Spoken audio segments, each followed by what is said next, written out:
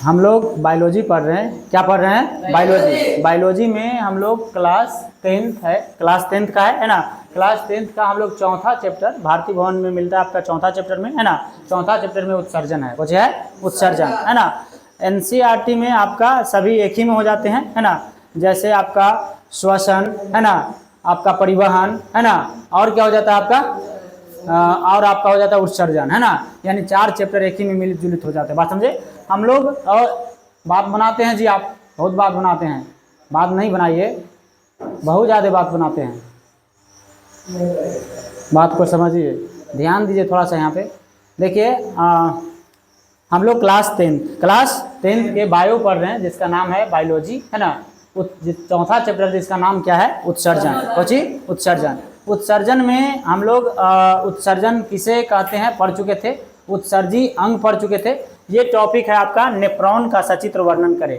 Nephron का सचित्र वर्णन करें है ना। नेफ्रॉन जो कि मोस्ट वीवीआई क्वेश्चन है। क्या है जी? मोस्ट वीवीआई है नेफ्रॉन है ना। नेफ्रॉन का सचित्र वर्णन करें, ये आपका 5 मार्क्स में पूछा जाता है हर साल। मोस्ट वीवीआई है, ध्यान दीजिएगा। यहाँ पे आप देख रहे हैं तो ये नेफ्रॉन का चित्र है। कौन का चित्र है? नेफ्रॉन का। बात समझे?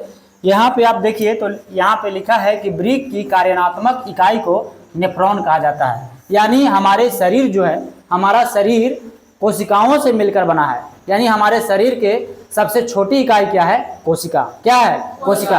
यानी जिसको हम लोग सेल कहते हैं इंग्लिश में है ना। तो हमारे शरीर का सबसे छोटी इकाई क्या है? कोशिका। तो ठीक उसी प्रकार से है ना, किडनी का सबसे छोटा इकाई क्या हो जाता है? नेफ्रॉन। क्या हो जाता है जी? नेफ्रॉन। यानी किडनी का सबसे छोटा इकाई क्या है? नेफ्रॉन है। वो जो है नेफ्रॉन है। तो वही यहाँ पे लिखता है कि वृक्क मतलब किडनी है ना, जिसको गुर्दा भी कहते हैं। तब वृक्क की कार्यात्मक इकाई को नेफ्रॉन कहा जाता है। नेफ्रॉन किसको कहा जाता है? तब वृक्क को कार्यात्मक इकाई को क्या कहा जाता है? नेफ्रॉन कहा जाता है। बोले कोई दिक्कत है? नहीं। आगे आपको लिखा है इसमें कि इसे वृकाणु भी कहा जाता है। याद रखना है मेरे भाई कि वृकाणु भी कहा जाता है। कोजी को? नेफ्रॉन को। नेफ्रॉन का दूसरा नाम क्या है? वृकाणु। क्या नाम है जी? वृकाणु। नेफ्रॉन का दूसरा नाम है वृकाणु। बात समझे? प्रत्येक वृक्क में नेफ्रॉन की संख्या 10 लाख से अधिक होती है। याद रखिएगा कि नेफ्रॉन की संख्या प्रत्येक वृक्क में, यानी एक वृक्क में नेफ्रॉन की संख्या कितनी होती है? 10 लाख। यानी प्रत्येक है ना, प्रत्येक वृक्क में नेफ्रॉनों की संख्या कितनी होती है? 10 लाख होती है, या 10 लाख से अधिक होती है। बात समझे? है ना, लगभग माना जाता है। ठीक है, याद रखना है आपको 10 लाख। ऑब्जेक्टिव में याद रखिएगा नेफ्रॉनों की संख्या कितनी होती है? 10 लाख है ना। नेफ्रॉन की संरचना प्याले की आकृति का होता है। ये आप देख रहे हैं, ये वाला भाग आप देख रहे हैं है ना। तो ये देखिए प्याला जैसा है। प्याला यानी कटोरी, इस टाइप का नहीं देखते आप लोग है ना, ऐसे यही है प्याला। यही कुछ है प्याला है ना। तो देखिए इसका आकार है ना प्याला जैसा। तो वही इसमें लिखता है कि नेफ्रॉन की संरचना, संरचना मतलब आकृति है ना। तो नेफ्रॉन की जो संरचना है, वो आकृति है, वो कैसा है मेरे भाई? तो प्याले जैसा। कैसा है? प्याले जैसा है ना। तो नेफ्रॉन की आकृति कैसी होती है?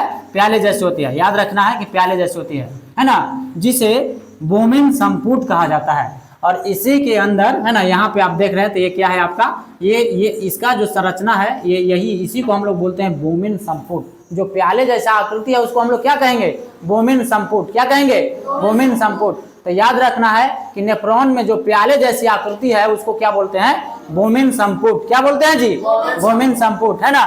तो याद रखना आपको।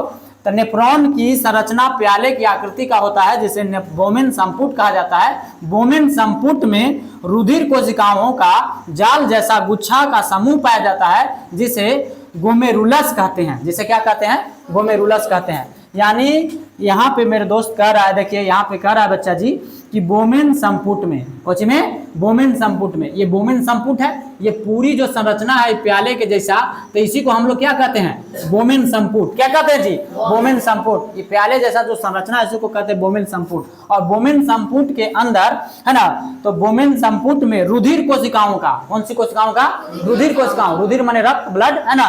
तो रुधिर कोशिकाओं का जाल जैसा गुच्छा, ये देखिए जाल जैसा ही क्या है? गुच्छा है। गुच्छा है ना, जैसे अंगूर का गुच्छा होता है, तो ठीक उसी प्रकार से एक गुच्छा, किसी चीज का समूह हो जाए तो उसको हम लोग क्या कहते हैं? गुच्छा कहते हैं। जैसे ढेर सारा चाबी है एक में गांठल, तो उसको हम लोग क्या कहेंगे? गुच्छा। अंगूर ढेर सारा एक घौद में लटकल, उसको क्या कहते हैं? गुच्छा है ना। तो ध्यान रखना है। तो रुधिर कोशिकाओं का जाल जैसा गुच्छा को समूह पाया जाता है, जिसे हम लोग क्या कहते हैं? गोमेरुलस। क्या कहते हैं जी? गोमेरुलस, है ना, गोमेरुलस कहते हैं। तो याद रखना है कि जो गुच्छा के समान है उसको हम लोग क्या बोलते हैं? गोमेरुलस। और ये कोचिंग होती है तो बोमेन संपुट के अंदर, बोमेन संपुट के अंदर। बोलिए कोई दिक्कत है? नहीं। आइए नेक्स्ट बात इसमें लिखल है, कहता है कि ग्लोमेरुलस और बोमेन संपुट को मिश्रित रूप को, यानी मिश्रित माने जब मिल जाता है दोनों रूप, तो दोनों रूप जब मिलता है तो मैल पिगियन संपुट कहते हैं, मैल पिगियन संपुट कहते हैं। और ये जो मिश्रित पूरे जो बोमेन संपुट और गोमेरुलस, है ना, बोमेन संपुट और ग्लोमेरुलस, बोमेन संपुट और ग्लोमेरुलस, है ना, दोनों के मिश्रित रूप को, दोनों के मिश्रित रूप को, यानी दोनों के मिश्रित रूप को हम लोग क्या कहते हैं? तो मैल पिगियन कहते हैं। क्या कहते हैं जी? मैल पिगियन, है ना, मैल पिगियन कहते हैं। याद रखना है, मैल पिगियन संपुट कहा जाता है सभी नेफ्रॉन के मैल पिगियन संपुट वृक्क के कार्टेक्स भाग में शामिल होता है। कौन सी भाग में शामिल होता है? कार्टेक्स भाग में शामिल होता है। बोले कोई दिक्कत है ना? तो यही है आपका नेफ्रॉन। एक बार आप फिर से देखें तो कहता है कि वृक्क की कार्यात्मक इकाई को नेफ्रॉन कहा जाता है, इसे वृक्काणु भी, है ना, इसे वृक्काणु भी कहा जाता है। याद रखना है मेरे भाई, है ना। तो याद रखिएगा, आपसे पूछेगा सवाल कैसे करेगा, तो आपसे सवाल कहेगा कि किडनी का जैसे किडनी का इकाई सबसे छोटी इकाई क्या है? तो किडनी की सबसे छोटी इकाई क्या है आपका? तो नेफ्रॉन है। बुझे है? नेफ्रॉन। मानव शरीर की सबसे छोटी इकाई कोशिका, मानव शरीर की सबसे छोटी इकाई कोशिका। तो ठीक उसी प्रकार से, है ना, किडनी का सबसे छोटी इकाई नेफ्रॉन। क्या हो जाता है? नेफ्रॉन, है ना। अब है आपको कि नेफ्रॉन को दूसरा नाम क्या है? वृक्काणु। क्या है? वृक्काणु। प्रत्येक वृक्क में नेफ्रॉन की संख्या कितनी होती है? 10 लाख से अधिक, 10 लाख से अधिक, है ना। नेफ्रॉन की संरचना प्याले की आकृति का होता है। याद रखना है कि नेफ्रॉन की संरचना कैसा होता है? तो प्याले जैसा, प्याले जैसा, है ना, प्याले जैसा, कटोरी बोलते हैं, है ना। तो प्याले जैसा होता है, जिसे हम लोग क्या कहते हैं? बोमेन संपुट कहते हैं। जो प्याले जैसी आकृति है उसमें, क्या चीज जैसा? प्याले जैसा जो आकृति है उसको हम लोग क्या कहते हैं? बोमेन संपुट। क्या कहते हैं जी? बोमेन संपुट। ये पूरी जो है ऐसे संरचना है, इसी को हम लोग कहते हैं बोमेन संपुट। और यही बोमेन संपुट, आगे देखिए, आगे इसमें कहता है बोमेन संपुट में रुधिर कोशिकाओं का जाल जैसा गुच्छा का समूह पाया जाता है। अब बोमेन संपुट में इसी के अंदर जाल जैसा गुच्छा के क्या है जी? है ना, एक समूह है। तो इसी समूह को हम लोग क्या कहते हैं? ग्लोमेरुलस। क्या कहते हैं? ग्लोमेरुलस। कोई दिक्कत है? नहीं। आगे देखिए, ग्लोमेरुलस कहते हैं। ग्लोमेरुलस और बोमेन संपुट के मिश्रित रूप को मैल पिगियन संपुट कहा जाता है। मैल पिगियन संपुट कहा जाता है। सभी नेफ्रॉन के मैल पिगियन संपुट वृक्क के कार्टेक्स भाग में शामिल होता है। यहाँ तक इसको दिक्कत है? नहीं। एक बार आप देखिए तो इस प्रकार से आप लोग इसको चित्र बना लीजिएगा बढ़िया से एकदम, है ना, फर्स्ट क्लास से देख रहे हैं। इसको बोलते हैं संग्राहक नालिका। ये जो ऐसी नालिका की है इसको बोलते हैं दुरस्थ कुंडलित नालिका। ये जो इस तरह की नालिकाएं गई है ना, इसको बोलते हैं सामान्य संग्राहक नली। ये जो है इस प्रकार से, है ना, इस तरह से गया है, इसको क्या बोलते हैं हम लोग? सामान्य संग्राहक नली। और ये है यहाँ से आपका मूत्रवाहिनी से जुड़ा होता है। बोले कोई दिक्कत है? नहीं। अब इधर आप जो देख रहे हैं इसको क्या बोलते हैं? तो कुंडलित नालिका बोलते हैं। ये तो आप जान गए कि सर जो प्याले जैसी आकृति है इसको हम लोग क्या कहते हैं? बोमेन संपुट कहते हैं। और बोमेन संपुट के जो अंदर है ना, इसको हम लोग बोलते हैं ग्लोमेरुलस। और इस तरह से जो दो लाइनें लिखी हुई है इसको बोलते हैं अपवाही धमनी, है ना, और इसको बोलते हैं अभिवाही धमनिका, है ना। बोले यहाँ तो किसी को दिक्कत है? नहीं। इस तरह से आप चित्र बना दीजिएगा, आपको पूछेगा तो, है ना। अब देखिए, अब यहाँ पर मोस्ट बात लिखा गया है तो ग्लोमेरुलस के कार्य। तो ग्लोमेरुलस क्या करता है? तो ग्लोमेरुलस जो है यह रक्त के कणों को छानता है।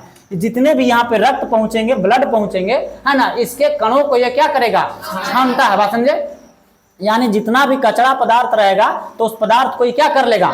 छान लेगा। जितना भी खराब पदार्थ, जो ब्लड में खराब पदार्थ होंगे, उस पदार्थ को ये क्या कर लेगा? छान लेगा।